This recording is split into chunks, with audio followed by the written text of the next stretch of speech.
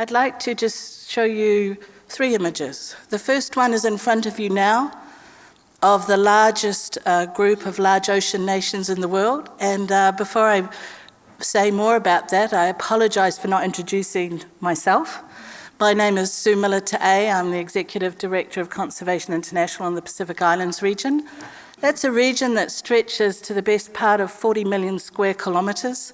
And CI works with Neotero in this region, particularly in countries like the Cook Islands. And we have projects active from Palau in the west through down to the Cook Islands in French Polynesia in the deep South Pacific. I'm a Samoan Kiwi.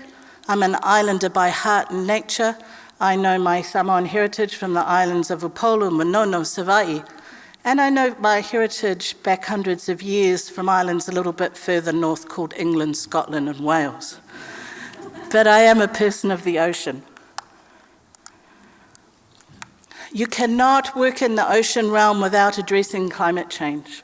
We heard from your Prime Minister yesterday very eloquently that climate change is the #1 threat to the Arctic. Our Forum Island leaders have repeatedly recognised climate change as the #1 threat to our region, and I want to give you 2 examples related to fisheries. If you look at this table, there are some pretty stark statistics that I hope never come true.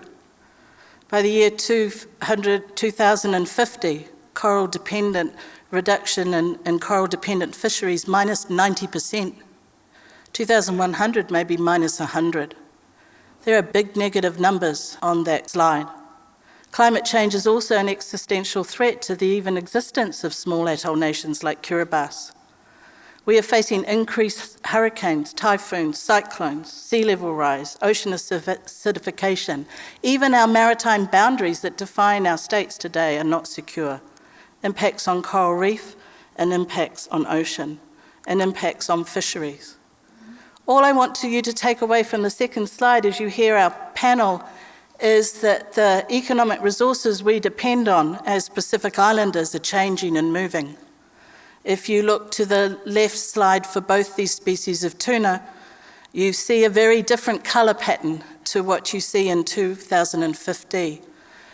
These species underpin economies of many of our nations. What happens to those economies and livelihood and food security if a lot of the fish is gone?